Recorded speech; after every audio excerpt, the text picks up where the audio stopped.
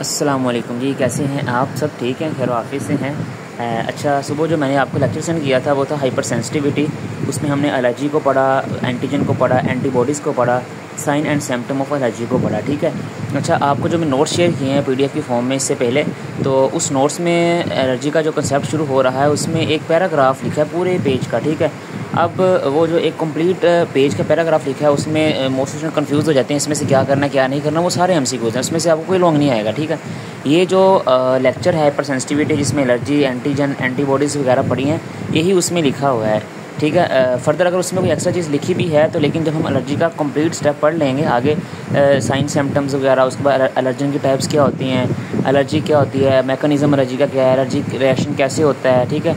और फर्दर जो टेस्ट होते हैं एलर्जी को चेक करने के वो क्या होते हैं। ठीक है। और अवॉइडेंस वगैरह वो सारा ये एलर्जी का मैंने आपको बताया। कंफ्यूज नहीं होना, जब हम पढ़ेंगे आपको सबका आइडिया हो जाएगा। जब हम सब पढ़ेंगे तो जो फर्स्ट पेज जिसका मैंने बताया उसमें से जो हेडिंग्स निकाल के ये मैंने आपको बताई हैं, तो इंशाल्लाह वो सारा कुछ आपको क्लियर हो जाएगा। फ़िलहाल आपने फ़र्दर जो ये जो नोट्स जिन पर मैं लेक्चर रिकॉर्ड कर रहा हूँ, आपने यहाँ से ही याद करना है, आपने इसको ही देखना है। ये इसी फॉर्म में देखें, आपके लिए नोट्स बनाए गए हैं, तो इसमें हेडिंग्स भी दी हुई हैं और कंसेप्ट भी आसान वर्डिंग में लिखा है आपके लिए।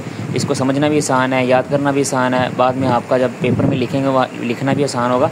तो इसलिए जो टॉपिक्स की आपको मैं नोट शेयर करता हूँ वो आप नोट से कर लीजिए। लेकिन अगर जो दूसरे नोट्स हैं जो हैंड रिटन में नहीं है, टेक्स्ट फॉर्म में, तो आप उसको भी देख लें, कॉन्सेप्ट के लिए देख सकते हैं। लेकिन अगर ये कर लें तो अनफ हैं। ठीक है। तो ठीक है, ये हाइपर सेंसिटिविटी का हमने कर लिया था। ये एमसीक्यूज़ में ही आएगा और आपको कंसेप्ट क्लियर करने के लिए ही ये था जो फर्स्ट मैंने लॉन्ग सेंड किया। इसमें एलर्जी हमने देखा, एंटीजन, एलर्जन, एंटीबॉडीज़ देखा यहाँ तक। ठीक है। लेकिन sign and symptom of allergy अलग से लॉन्ग आ सकता है आपको, तो लास्ट वीडियो जो सेंड की उसको आप देखें, इजीली समझें उसको। तो इंशाल्लाह आपका sign and symptom of allergy अगर आएगा तो इसी तरह आपने सबसे पहले एलर्जी की डेफिनेशन लिखनी है, फिर एंटीजन की लिख दें, एंटीबॉडीज़ की लिख दें, उसके बाद sign and symptom of allergy ये शो कर दें, तो आपके फुल मार्क्स आ जाएंगे इंशाल्लाह।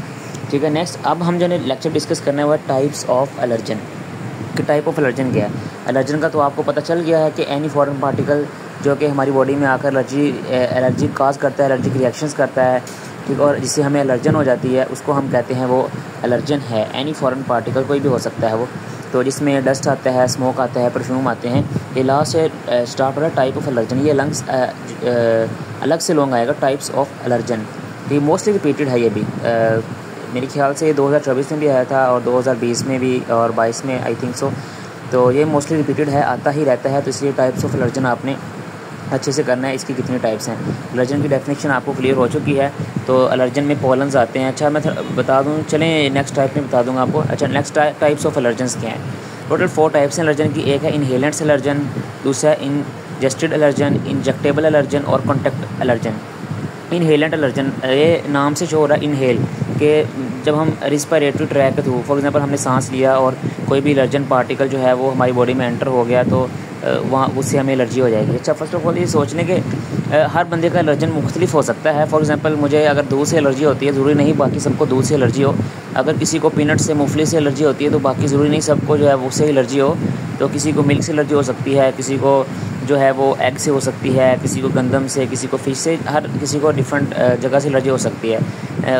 जैसे कि आपको देखा होगा जब कटाई वगैरह का मौसम होता है गंदम की, तो मोस्टली जो है उनको एलर्जी हो जाती है। तो वो क्या है, हर किसी को नहीं होती। इसी तरह हर पर्सन जो है वो उसको एलर्जी मुख्तलिफ चीज़ों से ही होती है। तो इनहेलेंट एलर्जी है the allergen which enter in the body through respiratory track is called inhalant allergen. ऐसा एलर्जन जो कि हमारे रिस्पिरेटरी ट्रैक से हमारी बॉडी में एंटर होता है उसको हम इनहेलेंट्स एलर्जन का जो है वो नाम देते हैं। तो उसमें एग्जांपल में आता है पॉलन्स। जिस तरह पॉलन्स क्या होता है, ये जो फ्लावर्स होते हैं उनमें पॉलन्स होते हैं, मुख्तलिफ बटरफ्लाई और डिफरेंट जो बर्ड्स या एनिमल जो भी वो जब फ्लावर पर बैठते हैं तो उनके साथ पोलन अटैच हो जाता है। जब वहाँ से उड़ते हैं तो वो पोलन गिरा देते हैं। वो पोलन जब गिरता है तो वो हवा में शामिल हो जाता है। हवा से वो जब हम सांस लेते हैं हमारी बॉडी में एंटर हो सकता है, या फिर अगर वो ज़मीन पर भी गिरता है तो वहाँ पर न्यू प्लांट जनरेट हो जाता है। इसे पोलन्स का नाम देते हैं। अब वो पोलन जो है इससे किसी को एलर्जी हो जाती है, डस्ट से हो जाती है, मिट्टी वगैरह से, स्मोक से हो जाती है, परफ्यूम्स वगैरह जो है वो भी किसी के लिए एलर्जी का बायस बन सकते हैं। अच्छा, जब ये इनहेलेंट एलर्जन आता है और इंसान को एलर्जी हो जाती है तो उसके सिम्टम क्या से होते हैं? स्नीजिंग आती है, छींकें वगैरह आती हैं, swelling of nasal mucosa. Nasal mucosa क्या है? हमारे नाक के अंदर एक मेम्ब्रेन्स है जहाँ पर हेयर होते हैं, उस मेम्ब्रेन को नेज़ल म्यूकोसा कहते हैं, उसमें स्वेलिंग हो जाती है, वो उसमें सोजिश आ जाती है। इंक्रीज़ दी लैक्रीमेशन कहते हैं आंसू वगैरह, कि हमारे आंसू वगैरह आना शुरू हो जाते हैं। ये इसकी सिम्पटम, इसकी अलामात हैं इनहेलेंट एलर्जन की। नेक्स्ट आता है इनगस्टेड एलर्जन। ये भी आपको पता चल रहा है, इनगस्टेड के फूड वगैरह जब हम खाते हैं, अगर फूड एलर्जी खास कर जाए तो उसको इनगस्टेड एलर्जन का नाम देते हैं। ये allergen which enter in the body through oral cavity, हमारी ऑरल कैविटी से, मुंह से, माउथ से जो एंटर होती है उसको इनगस्टेड एलर्जन का नाम देते हैं। फॉर एग्जांपल इसमें मिल्क आता है, एग आता है, वीट आता है, फिश और पीनट्स वगैरह आ जाती है। इसके सिम्पटम क्या है? वॉमिटिंग, उल्टियाँ आना शुरू हो जाती हैं, डायरिया हो जाती है, पेचेस वगैरह लग जाते हैं और इसमें एब्डोमिनल क्रैम्प हो जाते हैं।